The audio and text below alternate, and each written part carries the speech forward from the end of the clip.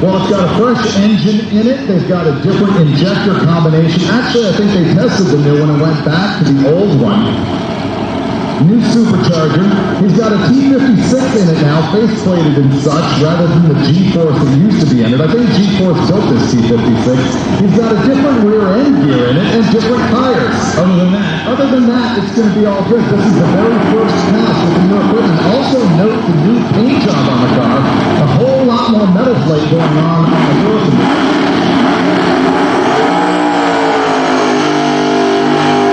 So Pierre's engine. Here is the motor down on the right-hand side. That's the transmission. Chris Reed actually filming them. You have the bench press made Tony famous. You now have t-shirts that are actually like Angelo's gym or something, where he's bench pressing.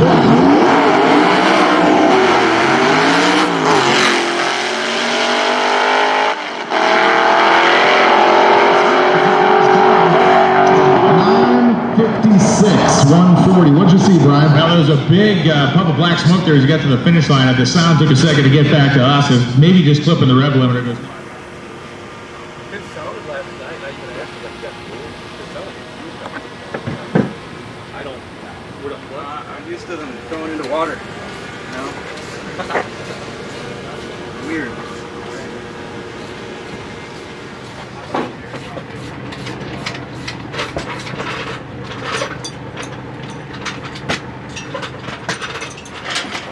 Alright, up some more. Here we go. We go forward some more. Now up some more. Started over here. Hey, the upper bar, you unbolt all the quarter 20 bolts on the upper bar, it comes out, and the radiator comes out, and then the motor will come out. Okay. What I'm saying, you don't have to take apart the whole. Stick to your Hemi, buddy. So, okay, we'll stick to this. You don't have to take apart the whole front of the car, is what I'm saying. Thank you, I appreciate it.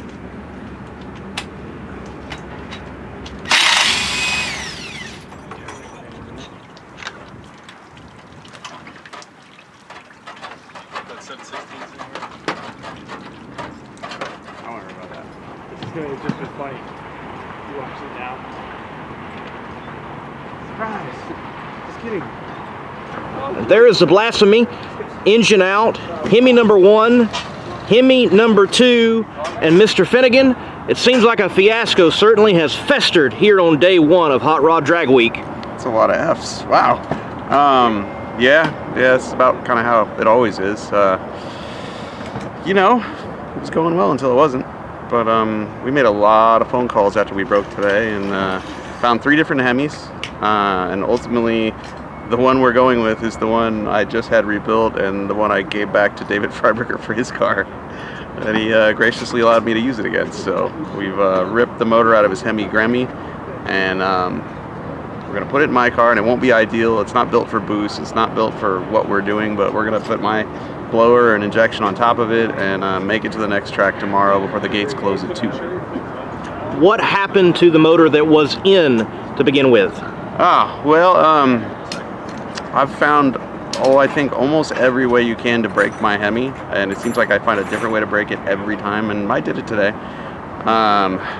We went to make a pass last night, filled the fuel cell up full with the 85, drove up to the line, wouldn't do a burnout. There was issues with the throttle, and came back to the pits, and we spent a bunch of time fixing a stuck throttle. It was basically sticking wide open, but we never made a pass. And so today, when it was our turn to go make a pass, I didn't even think twice about putting more fuel in it. So we just drove up there, left the line, made it through all the gear changes, put it in high gear, and no fuel pressure. It leaned out and smoked it.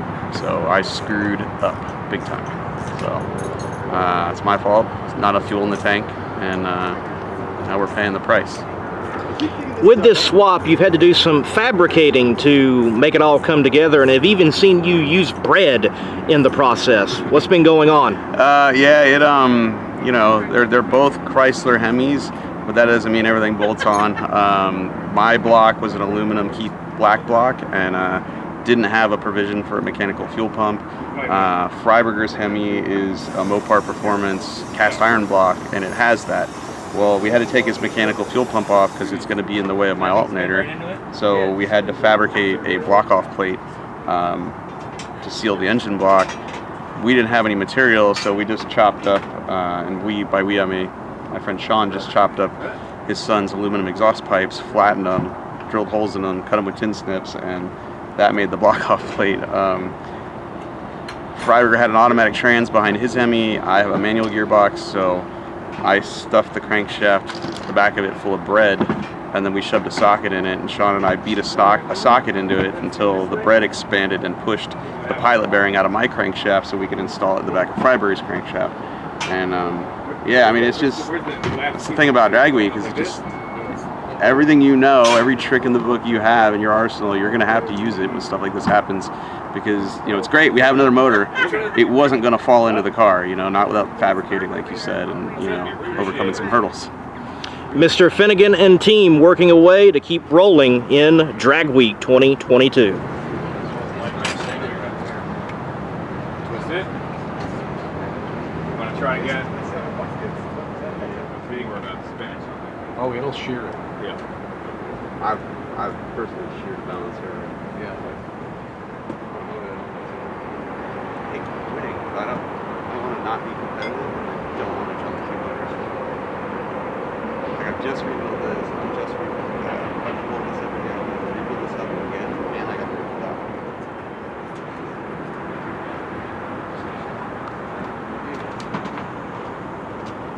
Hey, it was like before.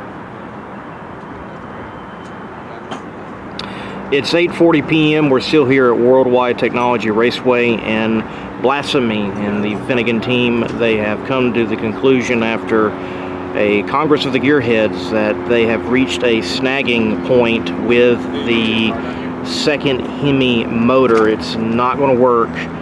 Even though they could possibly run it naturally aspirated, it just isn't going to be competitive, and they've decided to call it for Drag Week 2022. Tough to see the BLASPHEMI go down. Definitely a fan favorite. Finnegan a fan favorite. But I'm sure they're going to rebuild, and they're going to be right back out here for 2023.